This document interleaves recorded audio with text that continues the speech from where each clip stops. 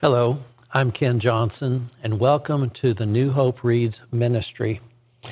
We hope you will visit daily as we read from the Chronological Bible. May our time spent together in God's Word be a blessing to us all as God reveals Himself and His nature, as He opens our minds, and as He prepares our hearts for our good and His service. Again, thank you for joining us.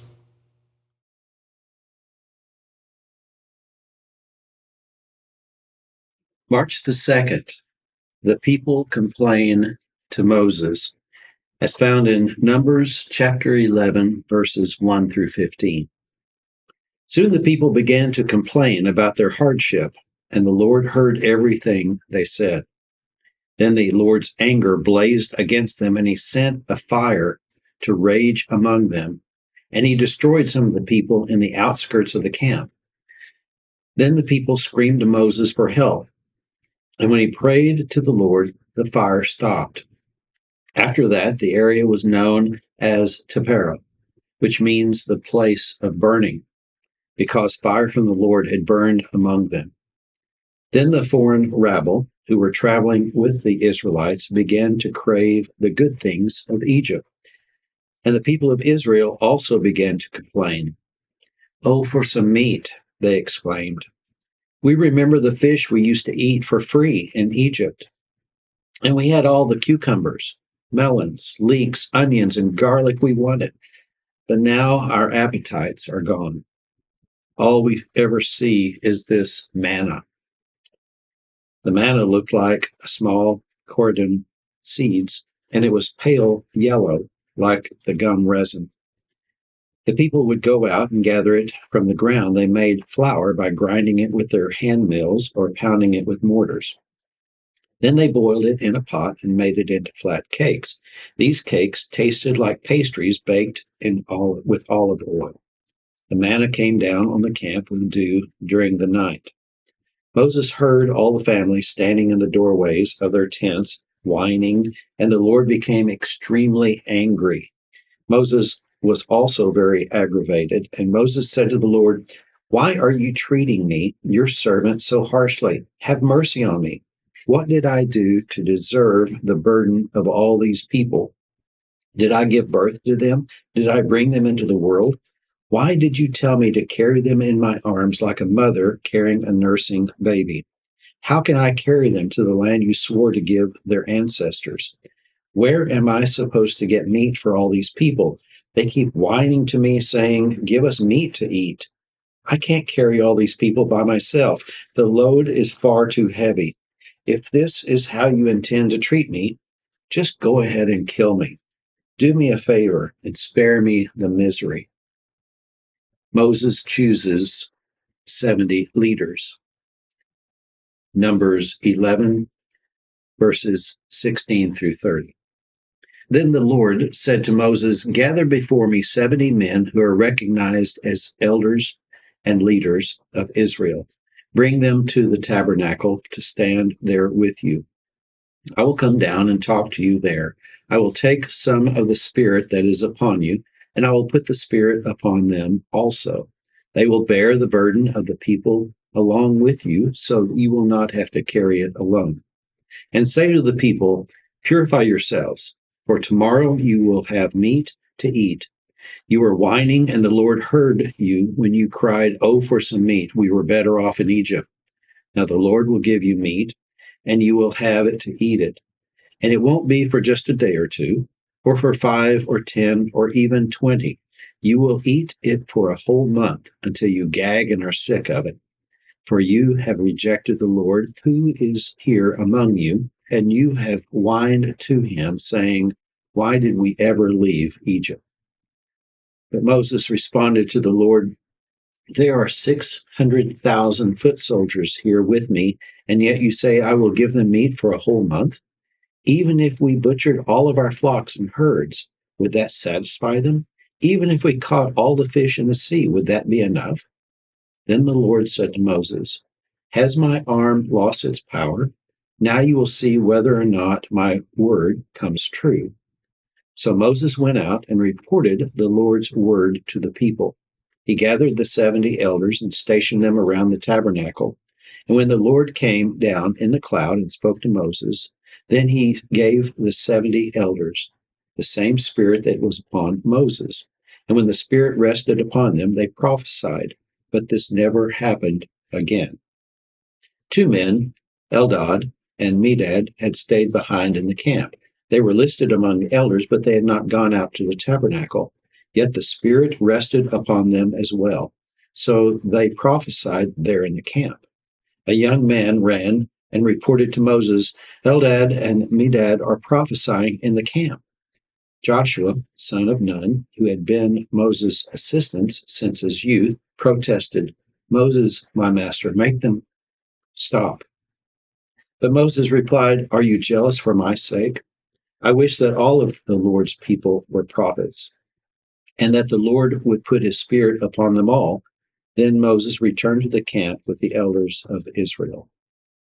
The Lord sends quail, from Numbers 11, verses 31 through 35. Now the Lord sent a wind that brought quail from the sea and let them fall all about the camp. For miles in every direction there were quail flying about 3 feet above the ground. So the people went out, caught quail all that day, and throughout the night and all the next day too. No one gathered less than 50 bushels. They spread the quail all around the camp to dry, but while they were gorging themselves on the meat, while it was still in their mouths, the anger of the Lord blazed against the people, and he struck them with a severe plague. So that place was called Kibroth Hattaavah, which means graves of gluttony, because there they buried the people who had craved meat from Egypt. From Kibroth Hattaavah, the Israelites traveled to Hazeroth, where they stayed for some time. The complaints of Miriam and Aaron from Numbers 12, verses 1 through 16. While they were at Hazeroth, Miriam and Aaron criticized Moses because he had married a Cushite woman. They said, has the Lord spoken only through Moses? Hasn't he spoken through us too? But the Lord heard them. Now Moses was very humble, more humble than any other person on earth. So immediately the Lord called to Moses, Aaron, and Miriam and said, go out to the tabernacle, all 3 of you. So the 3 of them went to the tabernacle. Then the Lord descended from the pillar of cloud and stood at the entrance of the tabernacle. Aaron and Miriam he called, and they stepped forward. And the Lord said to them, now listen to what I say. If there were prophets among you, I, the Lord, would reveal myself in visions. I would speak to them in dreams, but not with my servant Moses. Of all my house, he is the one I trust. I speak to him face to face, clearly, and not in riddles. He sees the Lord as he is. So why are you not afraid to criticize my servant Moses? The Lord was very angry with him, and he departed. As the cloud moved from the tabernacle, there stood Miriam, her skin as white as snow from leprosy. When Aaron saw what had happened to her, he cried out to Moses, oh, my master, please don't punish us for the sin we have so foolishly committed. Don't let her be like a stillborn baby, already decayed at birth. So Moses cried out to the Lord, oh God, I beg you, please heal her. But the Lord said to Moses, if her father had done nothing more than spit in her face, wouldn't she be defiled for 7 days? So keep her outside the camp for 7 days, and after that she may be accepted back. So Miriam was kept outside the camp for 7 days as the people waited until she was brought back before they traveled again. Then they left Hazeroth and camped in the wilderness of Paran. The 12 tribes explore Canaan from Numbers 13, verses 1 through 24. The Lord now said to Moses, send out men to explore the land of Canaan, the land I am giving to the Israelites. Send 1 leader from each of the 12 ancestral tribes. So Moses did as the Lord commanded. he sent out 12 men, all tribal leaders of Israel, from their camp in the wilderness of Paran. These are the tribes and the names of their leaders.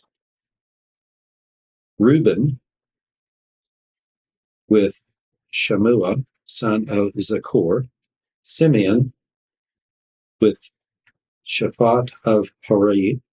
Judah, with Caleb, son of Jephunneh. Issachar, with Igal, son of Joseph. Ephraim, Hosea, son of Nun. Benjamin, Palti, son of Raphael. From Zebulun, Gadiel, son of Sadi. Manasseh, son of Joseph. Agadi, son of Suzi. Dan, with Amiel, son of Gamali. Asher, with Sethur, son of Michael. Naphtali, with Nabi, son of Roshi. Gad, with Gil, son of Maki. These are the names of the men Moses sent out to explore the land. Moses called Hosea, son of Nun, by the name Joshua. Moses gave the men these instructions as he sent them out to explore the land. Go north through the Negev into the hill country and see what the land is like, and find out whether the people living there are strong or weak, few or many. See what kinds of land they live in. Is it good or bad? Do their towns have walls, or are they unprotected like open camps? Is the soil fertile or poor? Are there many trees? Do your best to bring back samples of the crops you see. It happens to be the season for the harvesting of the first ripe grapes. So they went up and explored the land from the wilderness of Zin as far as Nehob, near Nebo Hamath. Going north, they passed through the Negev as they arrived at Hebron, where Ahiman, Shehiah, and Talmiah, all descendants of Anak, lived. The ancient town of Hebron was founded 7 years before the Egyptian city of Zon. When they came to the valley of Eshcol, they cut down a branch with a single cluster of grapes so large that it took 2 of them to carry it on a pole between them. They also brought back samples of the pomegranates and figs. That place was called the Valley of Eshcol, which means cluster, because of the cluster of grapes the Israelite men cut there. The scouting report from Numbers chapter 13, verses 25 through 33. After exploring the land for 40 days, the men returned to Moses, Aaron, and the whole community of Israel at Kadesh in the wilderness of Paran. They reported to the whole community what they had seen and showed them the fruit they had taken from the land. This was their report to Moses. We entered the land you sent us to explore, and it was indeed a bountiful country, a land flowing with milk and honey. Here's the kind of fruit it produces. But the people living there are powerful, and their towns are large and fortified. We even saw giants there, the descendants of Anak. The Amalekites live in the Negev, and the Hittites, Jebusites, and Amorites live in the hill country. The Canaanites live among the coast of the Mediterranean Sea and along the Jordan Valley. But Caleb tried to quiet the people as he stood before Moses. Let's go at once and take the land, he said. We can certainly conquer it. But the other men who had explored the land with him disagreed. We can't go up against them. They're stronger than we are. So they spread this bad report about the land among Israelites. The land we traveled through and explored will devour anyone who goes to live there. All the people we saw there were huge. We even saw giants there, the descendants of Anak. Next to them, we felt like grasshoppers, and that's what they thought too. Hi there, and welcome to New Hope Reads. I'm Mark Ruff, and we are delighted that you've joined us to share in the reading of God's Word. It's very important that we share this together, and be in God's Word daily. And by the way, we'd like to invite you to join us here at New Hope Church of Christ anytime you get a chance. Sunday mornings, we have classes at 9:30. We have worship at 10:30, and you can join us live or online. Have a blessed day.